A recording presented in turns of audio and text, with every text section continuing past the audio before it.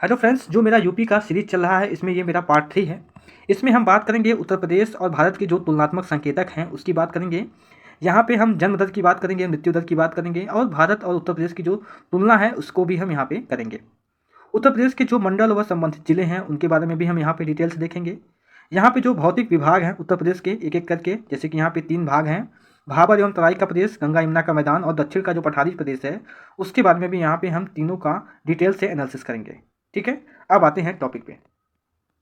उत्तर प्रदेश तथा भारत के तुलनात्मक संकेतक जो यहाँ पे दिए गए हैं उनके बारे में यहाँ पे देखते हैं। यहाँ पे बात किया है जनगणना की बात, जो कि बेस ईयर लिया है 2011 का। यहाँ पे आपको ध्यान देना है कि ये है उत्तर प्रदेश और यहाँ पे है भारत। इन दोनों के बीच जो हम तुलना करेंगे, ठीक है, चाहे वो जनसंख्या वृद्धि को लेकर के हो, चाहे वो जनघनत्व को लेकर के हो, ठीक है। और यहाँ पे उत्तर प्रदेश है, यहाँ पे भारत है, ठीक है। इन दोनों को आपको ध्यान रखना है। इसमें सबसे पहला जो है वो है जनसंख्या वृद्धि दर, ठीक है। एक दशक में जो जनसंख्या वृद्धि दर है वो कितना है उत्तर प्रदेश में, तो वो 20.2% जो है वो वृद्धि दर है। अगर हम भारत की बात करें तो वो 17.7% है, ठीक है। अगर यहाँ पे हम जनघनत्व की बात करें तो जनघनत्व उत्तर प्रदेश का है 829 प्रति हज़ार पे, ठीक है, या प्रति वर्ग किलोमीटर पे। और यहाँ पे भारत में है 382, ठीक है। अगर हम नगरीय जनसंख्या का प्रतिशत देखें, यानी कि पूरे उत्तर प्रदेश में जो जितने लोग नगर में रहते हैं उतने में अगर हम उसका 100% लेते हैं, मान लेते हैं कि 100% है, तो उसमें से जो 22.3% लोग हैं वो शहरों में रहते हैं। वहीं अगर हम ग्रामीण जनसंख्या की बात करें तो 77.7% जो लोग हैं वो ग्रामीण क्षेत्रों में निवास करते हैं, ठीक है। लेकिन अगर यहाँ हम भारत की बात करें तो भारत में लगभग 31.2% जो लोग हैं वो शहरों में निवास करते हैं, लेकिन 68.9% जो लोग हैं वो ग्रामीण में निवास करते हैं। यहाँ पे अगर हम लिंगानुपात की बात करें तो यूपी में जो लिंगानुपात है वो 912 है प्रति हज़ार पे, और जो भारत की लिंगानुपात है वो 943 है, ठीक है। आपको ध्यान क्या रखना है, ध्यान ये रखना है कि ये है यूपी और यहाँ पे भारत दिया हुआ है, तो इन दोनों के बीच जो डिफरेंस है, ठीक है, उसको आपको यहाँ पे देखना है क्योंकि हम तुलना कर रहे हैं दोनों के बीच। अब यहाँ पे आता है साक्षरता दर। तो साक्षरता दर की अगर हम बात करें तो उत्तर प्रदेश की जो साक्षरता दर है, अगर हम कुल व्यक्ति की बात करें टोटल की, चाहे वो महिला हो चाहे पुरुष हो, उसका अगर हम टोटल की बात करें तो 67.7% जो व्यक्ति हैं वो साक्षर हैं। लेकिन अगर हम भारत की बात करें तो 73% है वो लोग साक्षर हैं, 73% लोग। लेकिन अगर हम इसमें पुरुषों की बात करें कि पुरुष में जो लोग हैं वो कितने लोग साक्षर हैं, तो पुरुष की जो प्रतिशत है वो 77.3% है, और महिलाओं का जो प्रतिशत है वो 57.2% है, ठीक है। यहीं अगर हम भारत की बात करें तो पुरुषों का जो साक्षर दर है वो 80.9% है, और महिलाओं का 64.6% साक्षर दर है, ठीक है। यहाँ पे बात आती है कि कुल जनसंख्या में जो अनुसूचित जाति की संख्या है वो कितनी प्रतिशत है, तो यूपी में 20.7% है और भारत में 16.6% है। क्लियर है।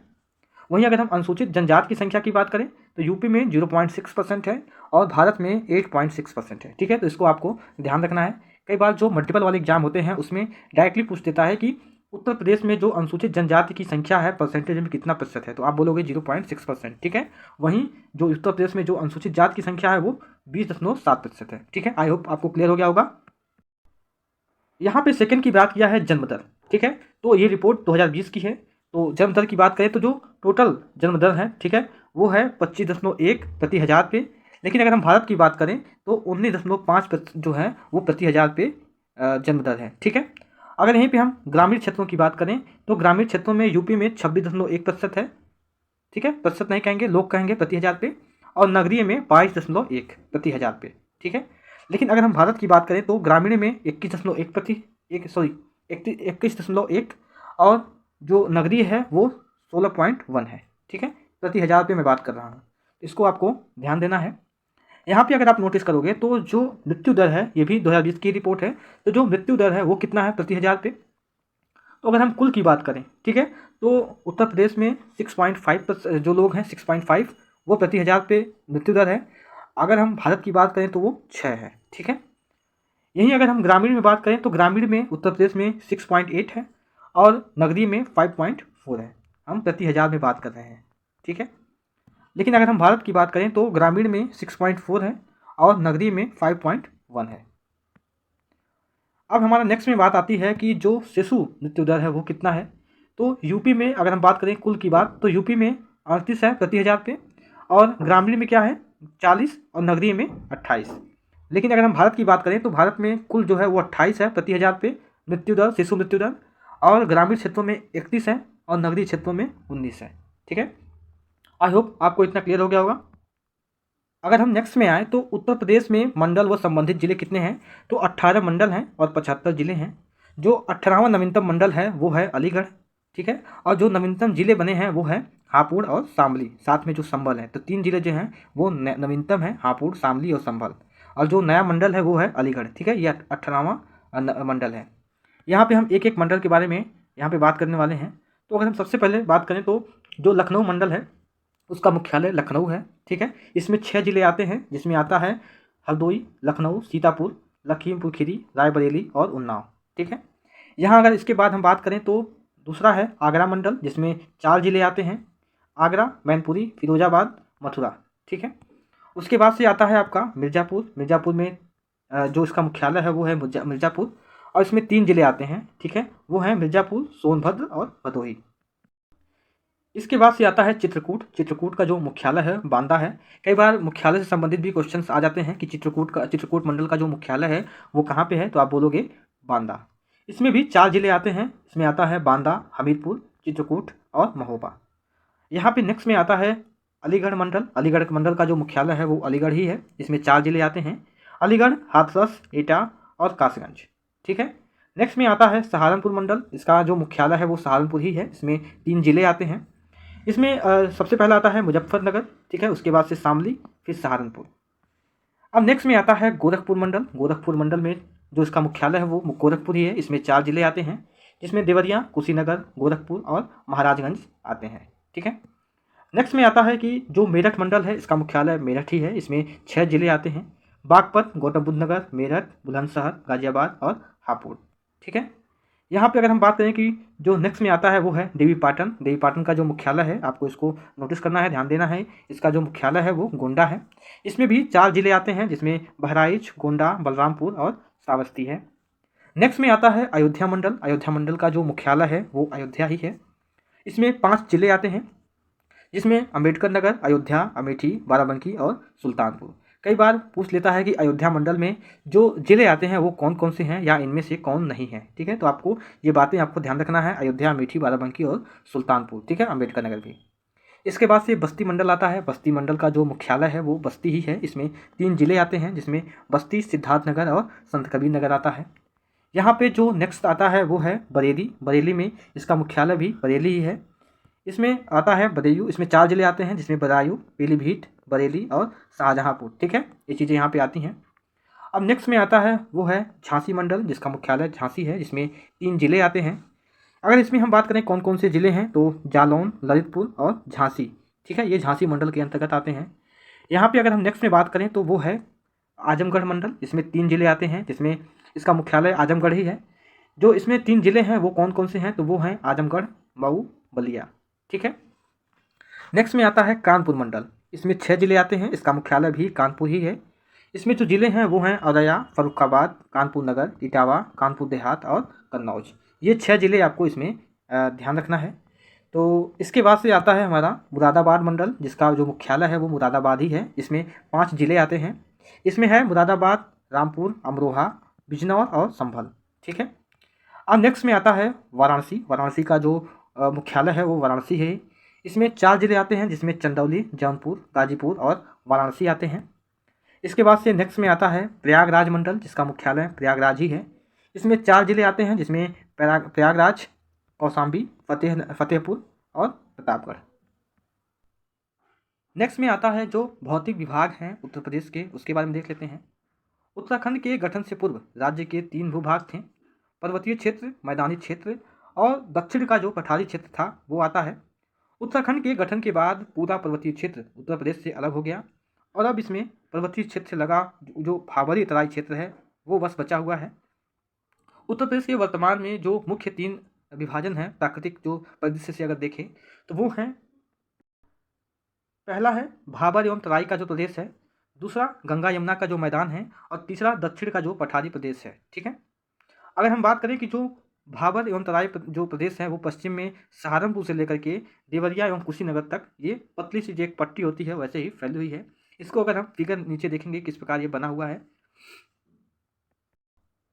इसमें अगर हम बात करें कि जो भाबर क्षेत्र होते हैं उनकी परिभाषा क्या है, तो कंकड़ पत्थरों से निर्मित जो पर्वतीय भूभाग होते हैं उन्हें हम भाबर क्षेत्र के रूप में जानते हैं। ठीक है, इनका विस्तार जो है वो बिजनौर, सहारनपुर, पीलीभीत, शाहजहाँपुर और लखीमपुर खीरी से जो जिले होते हैं, इन जिलों में इनका जो विस्तार है वो पूरी तरीके से है।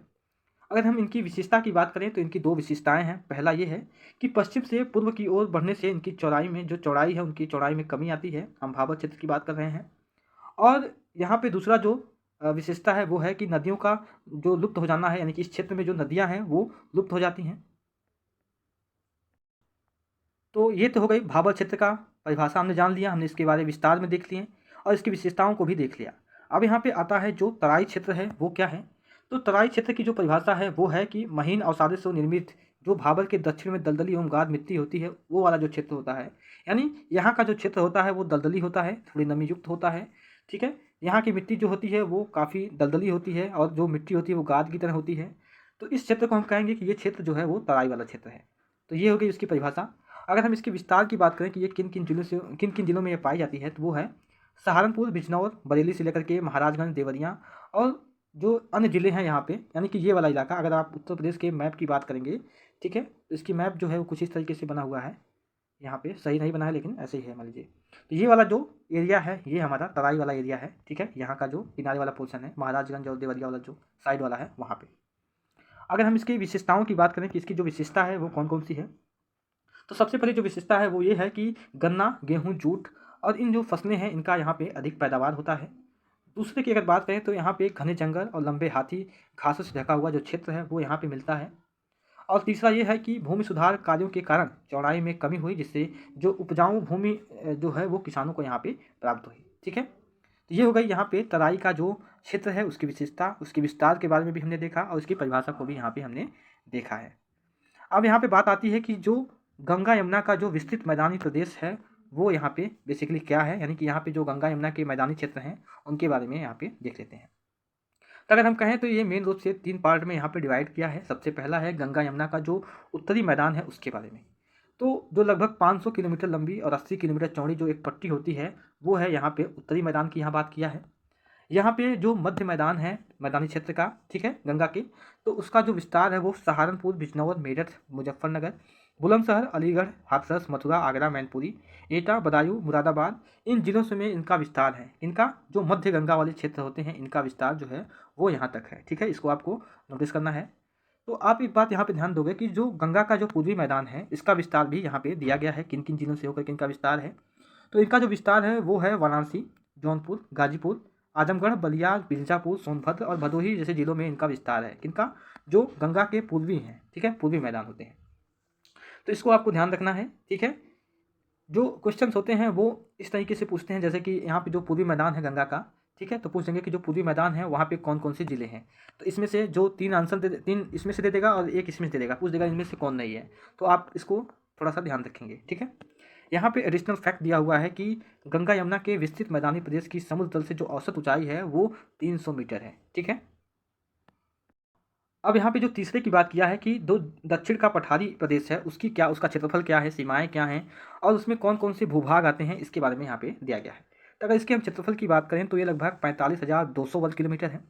इसकी अगर हम सीमाओं की बात करें तो पूर्व में केन नदी, पश्चिम में बेतवा नदी और पाहुज नदियाँ, उत्तर में गंगा तथा यमुना नदियाँ, ठीक है, और दक्षिण में विंध्य पर्वत से ये चारों ओर से घिरा हुआ है। ठीक है, यानी इसके जो ये पठारी वाला दक्षिण पठारी वाला एरिया है इसके पूरब में केन नदी, ठीक है, यहाँ पे अगर हम दिशा का ज्ञान देखें तो पूरब में क्या है, ये केन नदी है यहाँ पे, पश्चिम में बेतवा नदी और बेतवा और पाहुज नदियाँ, और उत्तर में गंगा और यमुना नदी, और दक्षिण में जो विंध्य पर्वत हैं, आपको पता है विंध्य पर्वत जो है वो मध्य प्रदेश साइड में है। ठीक है, तो इसको आप ध्यान रखना है इसको आपको।